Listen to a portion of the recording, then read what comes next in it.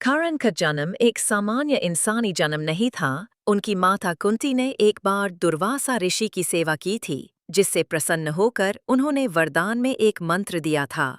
उस मंत्र से कुंती ने सूर्यदेव का आह्वान किया था और सूर्यदेव और कुंती के मिलन से करण का जन्म हुआ था। बचपन में कुंती ने एक बार दुर्वासा ऋषि का बहुत अच्छे तरीके से अतिथि सत्कार किया था। इससे प्रसन्न होकर दुर्वासा ने कुंती को एक मंत्र दिया, जिसके द्वारा वो किसी भी देवता को बुला सकती थी।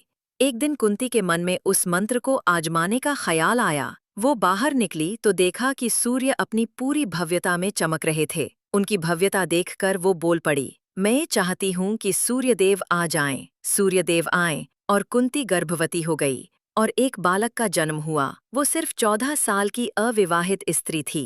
उसे समझ नहीं आया कि ऐसे में सामाजिक स्थितियों से कैसे निपटा जाएगा। उसने बच्चे को एक लकड़ी के डिब्बे में रख दिया और बिना उस बच्चे के भविष्य के बारे में सोचे उसे नदी में बहा दिया। उसे ऐसा करने में थोड़ी हिचकिचाहट हुई, पर वो कोई भी कार्य पक्के उद्देश्य से करती थी। एक बार वो अगर मन में ठान लेती तो वो कुछ भी कर सकती थी। उसका हृदय करुणा शून्य था। धृतराष्ट्र के महल में काम करने वाला सारथी अधिरथ उस समय नदी के किनारे पर ही मौजूद था। उसकी नज़र इस सुंदर डिब्बे पर पड़ी तो उसने उसको खोलकर देखा। एक नन्हे से बच्चे को देखकर वो आनंदित हो उठा, क्योंकि उसकी कोई संतान नहीं थी। उसे लगा कि ये बच्चा भगवान की ओर से एक भेंट है। वो इस डिब्बे और बच्चे को अपनी पत्नी राधा के पास ले गया। दोनों आनंद विभोर हो गए। उस डिब्बे की सुंदरता को देखकर वे समझ गए कि ये बच्चा किसी साधारण परिवार का नहीं हो सकता। इस मंत्र किसी राजा या फिर रानी ने इस बच्चे को छोड़ दिया है। वे ये तो नहीं जानते थे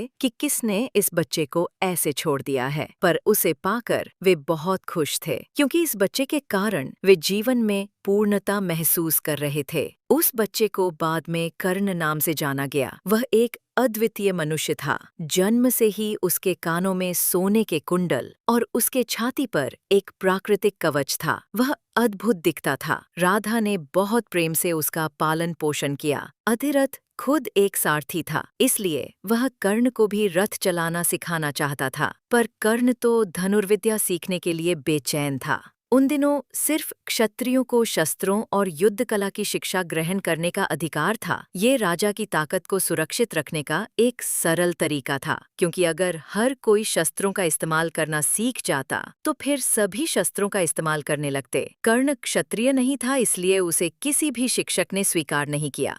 द्रोण को अपने शास्त्र देने से पहले परशुराम ने ये शर्त रखी थी कि वो कभी भी किसी क्षत्रिय को इनके बारे में कुछ नहीं सिखाएंगे।